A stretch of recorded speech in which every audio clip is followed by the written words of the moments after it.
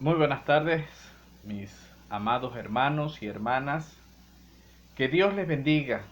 Y como siempre es mi deseo que la gracia y la paz de Dios sea con todos ustedes desde ahora y para siempre. Siempre que esa paz de Cristo reine, siempre en nuestras vidas. Hoy estamos en nuestro estudio acostumbrado de los miércoles. Hoy miércoles 25 de noviembre de 2020. Y seguimos con nuestros estudios acerca del regalo eterno de Dios. Y en esta tarde vamos a ver algo que Dios nos ha dado y que nosotros, ¿verdad?, tenemos que cumplir a cabalidad. En estos días le decía a la congregación, los miembros de la Iglesia Bautista Betania, y ellos lo deben recordar perfectamente, que las órdenes son para cumplirlas. Cuando a alguien se le da una orden, eso es para que se cumpla, no para que piense a ver si lo va a cumplir, si le conviene, si cree que puede hacerlo. No, tiene que cumplirla. Hablando en un ámbito militar, tiene que cumplirla tal cual se le ha ordenado. Y el Señor a nosotros nos ha dado una orden. Y nosotros tenemos que cumplir esa orden que el Señor nos ha encomendado. Y en esta tarde vamos a ver que hemos sido salvados, pero también hemos sido comisionados para compartir. Nosotros tenemos una comisión, una misión, una orden que Dios nos ha dado, que Dios nos ha encomendado, que nosotros tenemos que cumplir cabalmente. Y vamos a leer lo que dice en el Evangelio de Mateo capítulo 28. Evangelio de Mateo capítulo 28, versículos 18 hasta el 20. Dice así la palabra de Dios. Jesús se acercó entonces a ellos y les dijo: Se me ha dado toda autoridad en el cielo y en la tierra. Por tanto, vayan y hagan discípulos de todas las naciones, bautizándolos en el nombre del Padre y del Hijo y del Espíritu Santo, enseñándoles a obedecer todo lo que les he mandado a ustedes. Y les aseguro que estaré con ustedes siempre hasta el fin del mundo. Vamos a tener un momento de oración para colocar como siempre todo en manos de Dios. Padre Santo, Padre glorioso, Señor, gracias por esta nueva oportunidad que nos da de poder estudiar tu palabra, de poder meditar en ella, Señor, y de que nosotros siempre podamos aplicarle en nuestras vidas, Padre. Te pedimos, Señor, que realmente nosotros seamos hacedores y no tan solamente oidores de tu palabra. Señor, enséñanos siempre a obedecerte, Padre Santo. Enséñanos el camino que nosotros debemos seguir, Padre. Todo te lo pedimos siempre en el nombre de Cristo Jesús. Amén y amén.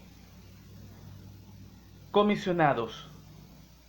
Alguien dijo, o se escribe, o el autor también lo dice, que el sentido común se define por las creencias, ¿verdad?, que las personas normales dicen o practican, ¿verdad? Y que las personas también pueden mostrar. Si sentido común, ¿verdad?, es que vivimos, ¿verdad?, en esto, entonces ¿podríamos nosotros pensar que hay algo que enseñar? La respuesta definitivamente es sí. Nosotros tenemos algo que enseñar, algo que mostrar, algo que creemos, que deberíamos estar convencidos, totalmente convencidos en lo que creemos y que nosotros debemos compartir. Que nosotros debemos compartir con los demás. Por eso, en primer lugar, vamos a ver que nosotros debemos compartirlo. Y esto me hace acordar un himno que dice que nosotros debemos compartir, que con una sola chispa se enciende un gran fuego. Y cuando nosotros comenzamos con algo pequeño, se va extendiendo a más grande. Y así comenzó el Evangelio. El Evangelio comenzó con un grupo pequeño y después empezó a ser mucho más grande. Los cristianos no deben ser más y más como Cristo. Y una de las maneras de nosotros ser más como Cristo es nosotros compartiendo el Evangelio a las personas perdidas. Y esto es una de las razones por la cual el Señor vino a este mundo. Él vino a morir por los pecados de las personas, de todo el mundo. Pero también vino a anunciar, a compartir que el reino de los cielos se había acercado. Y él mismo lo dijo, a esto yo he venido. A esto yo he venido a compartir las buenas nuevas de salvación a todas las personas. Y nosotros como seguidores de Cristo, nosotros tenemos que compartir el Evangelio a todo el mundo. Mire, las convicciones cristianas se construyen en dos cosas fundamentales. Primero, de que Dios es creador de todo el universo, de todo lo que nosotros podemos ver, pero también que Él envió a su Hijo Jesucristo a salvarnos de nuestra condición pecaminosa en la que nosotros nos encontramos. Eso es una creencia fundamental de nosotros los creyentes, de nosotros como seguidores de Cristo. No hay nada ni nadie que nos pueda convencer de que el mundo fue creado de una casualidad, de una explosión o de algo así. Aunque algunos se han desviado por esto, los verdaderos seguidores de Cristo estamos convencidos de que Dios creó todo, absolutamente todo, porque así lo dice la palabra de Dios y nosotros lo creemos, pero también de que Él vino a rescatar lo que se había perdido. Él vino a buscar lo que se había perdido y todas las personas perdidas, Él vino a salvarla y a quitarle esa condición pecaminosa en que ellos están. Nosotros los creyentes, ¿verdad? Este mensaje, ¿verdad? Lo creemos con todo nuestro corazón y lo confesamos con nuestra boca. O deberíamos hacerlo. Quien confiese y cree en su corazón es salvo, dice la palabra de Dios allí en Romanos 10, 9 y 10. Pero tristemente, las personas no responden al llamado de las buenas nuevas de salvación. Y todas las personas que no responden esto están condenadas eternamente y sin esperanza. Y nosotros tenemos que decirle a todo el mundo de que están perdidos y necesitan confesar a Cristo con su boca y creerlo en su corazón para que puedan obtener esa salvación que Dios le promete a todos. En segundo lugar, nosotros debemos servirle a Él. Los que hemos sido redimidos por el Señor, nos regocijamos de que nosotros somos salvos. Y eso está bien. Si usted es salvo, usted debe regocijarse de que usted es salvo. Pero nosotros debemos hacernos una pregunta. Y necesitamos entender algo.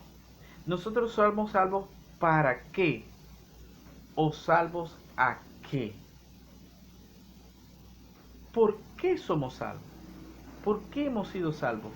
Y ¿o para qué hemos sido salvos?